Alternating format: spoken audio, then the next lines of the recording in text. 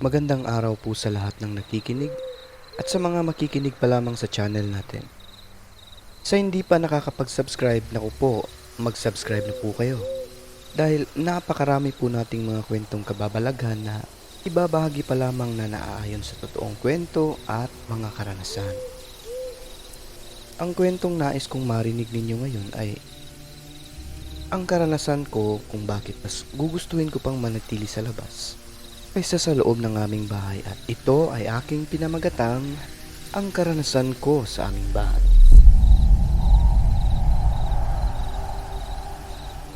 Paalala, ang mga karakter sa kwentong ito ay sila rin ang mga karakter sa mga mas nauna ko pang kwento.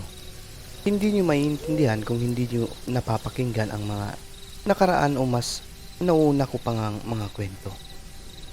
Inuulit ko po, ang layunin ng channel na ito ay pagbabahagi ng totoong kwento at hindi pagandahan ng boses at kung ano pa man dyan. So without further ado, let's start and be scared. Joke, sa kabilang linya po iyon. So tara na at atin ang simulan.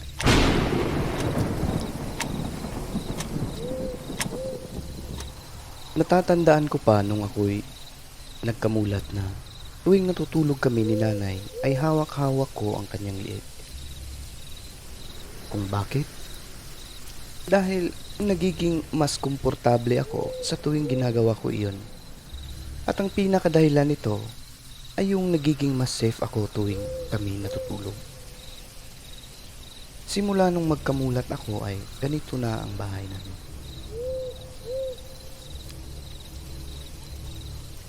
Walang bintana at tanging kurtina lang at rails sa labas ang harang nito. Nung bata pa po ako, ay hindi naman po ako natatakot sapagkat sa loob ng aming kwarto ay may nakikita akong mahahabang baril ni tatay. At ito ay nakalagay lamang o nakasandig sa gilid ng aming lumang aparador. Dati, tinatanong ko si tatay kung bakit mayroon siyang maraming mga baril. At ang sinasabi niya lamang sa amin ay, dati raw, daanan ng mga rebelde ang lugar namin dito. At ang mga rebeldeng iyon ay sinasadya daw talaga ang bahay namin para makapangdilihensya at kumuha ng kung ano-ano sa amin. Ganun rin ang ginagawa nila sa iba pa naming mga kapitbahay. Kaya ang ginawa ng tatay at ng ibang tao dito ay naghahandaan ng kanilang proteksyon. Dati raw ay kulang na kulang ang tagabantay ng mamamayan tulad ng mga pulis at sundalo. Kaya mas minarapat nila at ng mga kapatid niya na magkaroon ng sariling gamit pang proteksyon. So balik tayo sa kwento. Nung nagkamulat ako sa lugar namin ay sadyang napakatahimik ng lugar. Hindi simentado ang kalsada, walang tricycle at sasakyan. At tanging bisikleta lamang ang makikita mo sa kalsada na pangunahing gamit ng transportasyon noon, at napakaraming malalaking puno na nakapaligid sa aming lugar. Sa gabi naman, ang tanging mo lang maririnig ay ang mga tinig ng kuliglig at mga kulisap at mga paniking kumakain ng prutas sa puno ng aming bakuran. Tulad na lamang sa puno ng chiko, babana, papaya, mga bayabas at kung ano-ano pa. Isang hating gabi ay nagising po ako noon at umupo mula sa pagkakahiga. Hindi ko lubos maisip kung ano ang nangyayari sa akin noon dahil nakita ko na lamang po ang aking sarili na nakaupo sa aming higaan. At nakatingin ako noon sa labas ng aming bintana na tila ba nakahawi ng husto ang mga kurtina nito.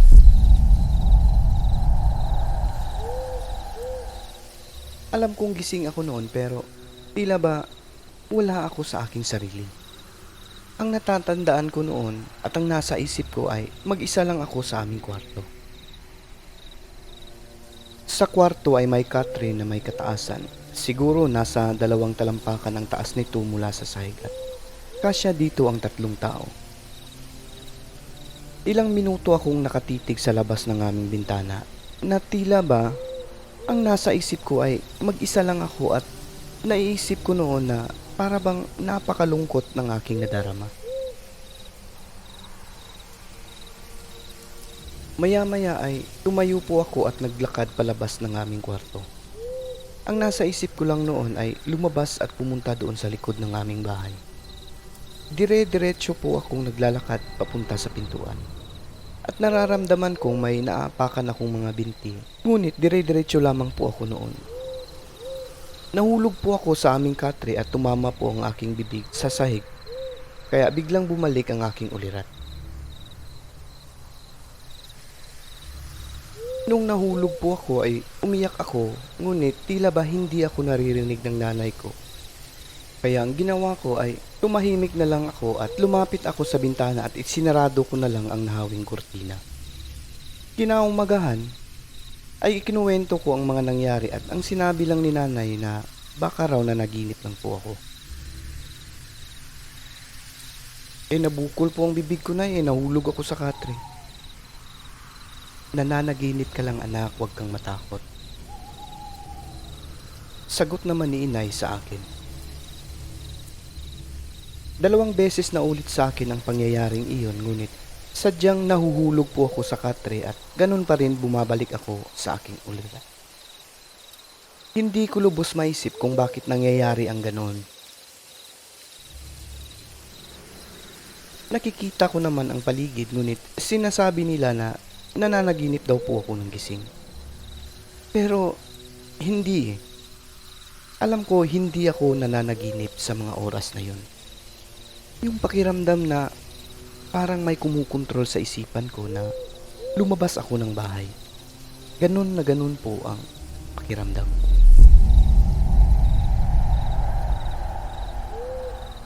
Naiisip ko pa rin hanggang ngayon na baka aswang po ang may kagagawan noon sa akin kasi nahahawi ang kurtina kapag nangyayari ang ganong eksena sa akin.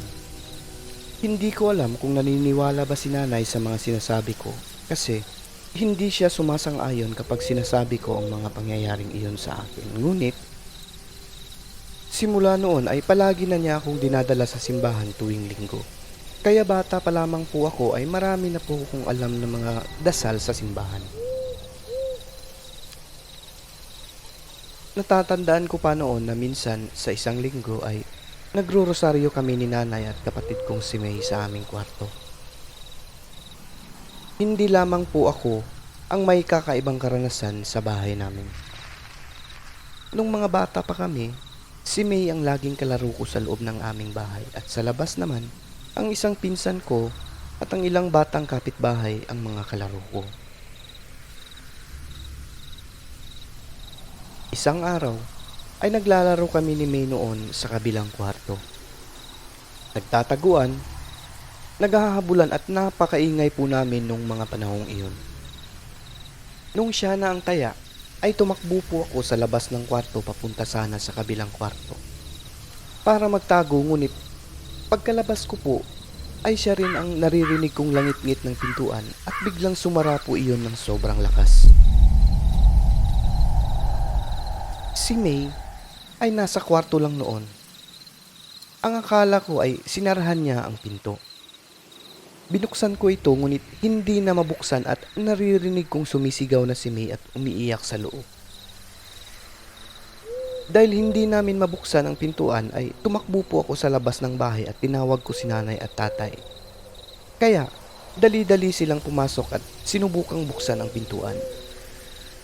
Si May noon ay parang kinakatay na sa sigaw niya. Si tatay naman ay kumuha ng kung ano-anong gamit para lang mabuksan ang pintuan, ngunit ayaw talagang bumukas. Kaya ang ginawa niya ay humiram siya ng malaking bakal na yung pangtanggal ng malaking pako. Yun ang ginamit niya at matagal-tagal pa bago ito tuluyang nabuksan.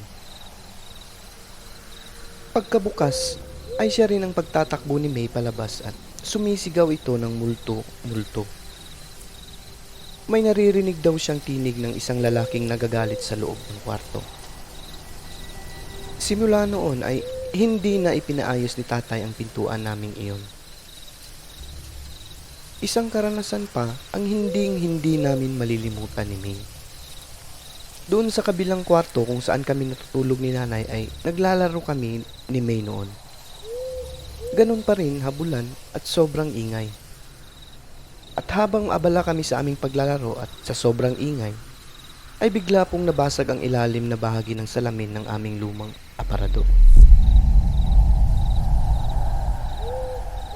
Umiyak kaming dalawa noon at maya-maya pa ay pumasok ang nanay namin. So ayun, walang ibang salarin kundi kami. Ang hapdi, napakahapdi po tuwing tumatama sa aming mga paa ang sanga ng bayabas na dulot ng pagkakapalo ni nanay sa amin. Galit na galit si nanay noon kaya nakatikim kami ng pinaka iniiwas-iwasan naming sandata ni nanay. Pero sa totoo lang, hindi po namin ginalaw ang aparador na iyon. Kusa lamang po yung nabasag habang kami ay naglalaro. Hindi na lang namin ito sinabi sa aming nanay dahil natatakot kaming baka masundan pa ang mga bakas ng bayabas sa aming mga binti. Lumipas ang napakaraming taon, napakaraming nagbago. Dumating ang panahon na tumutulong kaming magkakapatid sa sakahan. May mga sarili kaming schedule sa pagpunta sa aming sakahan. Nasa high school po ako noon at minsan ay nag-iisa lang ako sa aming bahay sa gabi. Ang mga kapatid ko namang babae noon ay bumukod na ng sarili nilang mga tahanan. Tuwing nag-iisa lang po ako sa aming bahay, ay hindi po agad ako nakakatulog sa aming kwarto. Ang ginagawa ko po ay hinahanap ko ang pusa namin sa labas at kung hindi ko po ito makita ay doon na lang po ako tumatambay sa gilid ng daan hanggang abutin ng pagkaantok. Ang pusa po kasi namin ay tinatabi ko sa pagtulog tuwing wala akong kasama sa kwarto. Kapag katabi ko po kasi ang pusa ay mahimbing po ang tulog ko buong gabi.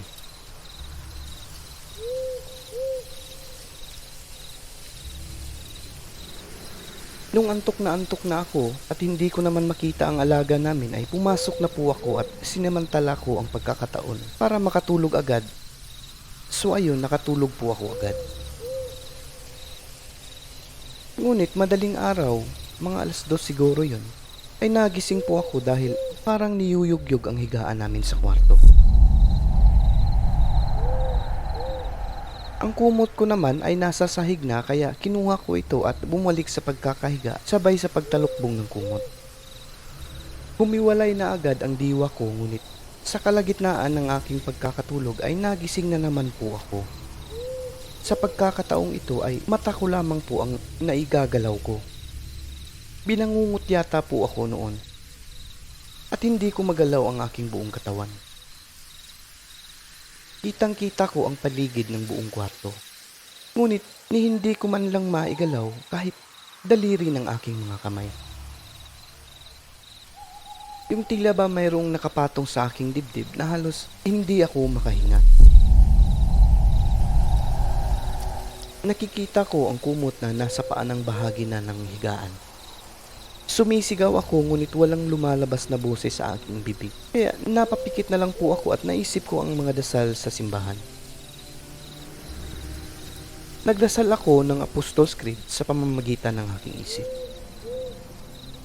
At nung natapos ko po ito, ay tila ba dagli ang nawala ang kung anumang nakapatong sa aking dibdib. Doon ay naupo ako at hingal na tila ba galing kami sa bundok at sobrang pawis. Alam ko sa aking sarili na may mali at alam kong hindi panaginip iyon. Natatakot po ako noon at napayuko ako at nagdasal po ako ulit. At yun, nakatulog din po ako agad. Naulit po ang pangyayaring iyon sa kabilang kwarto namin. Ngunit sa pagkakataong ito ay naroon po si nanay sa sala. Binangungot po ako at ganoon pa rin na hindi ako magkagalaw at sumisigaw. Nung mga oras na iyon, ay kitang-kita ko na pumasok si nanay. Pumasok siya at may kinuha po siya sa kanyang maliit na aparador. Sinigawan ko po siya noon na nagbabaka sakaling makita niya ako ngunit Tiningnan lamang po niya ako at lumabas ng kwarto. Dahil sa hindi niya ako napansin ay ipinikit ko na lamang po ang aking mga mata at tulad ng dati ay nagdasal po ako sa pamamagitan ng aking isip. Hindi ko matapos-tapos ang dasal at 3 beses umahigit ko po itong inuulit-ulit hanggang sa tuluyan ko na itong natapos.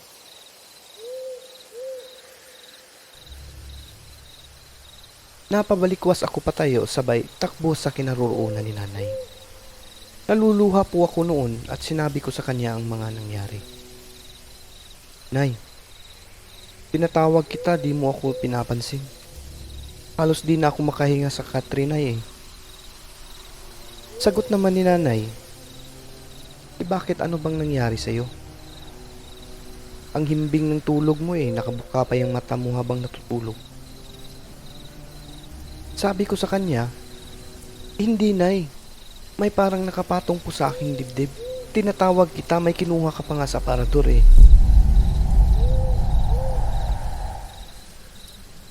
Ikinuwento ko po sa kanya ang lahat ng detalye mula sa pagpasok niya sa kwarto hanggang paglabas, pati na rin ang mga kinuha niya sa loob at ang damit na suot niya. Doon ay tumahimik po siya at sinabi niya sa akin na huwag ko raw kalimutan ang mga dasal na itinuro niya sa amin. Magdasal at siguradong lalayo ang kung anumang masamang elemento ang nasa paligid mo. Maraming karanasan at hindi lamang po ako ang nakakaramdam, pati na rin po ang mga kaibigan namin.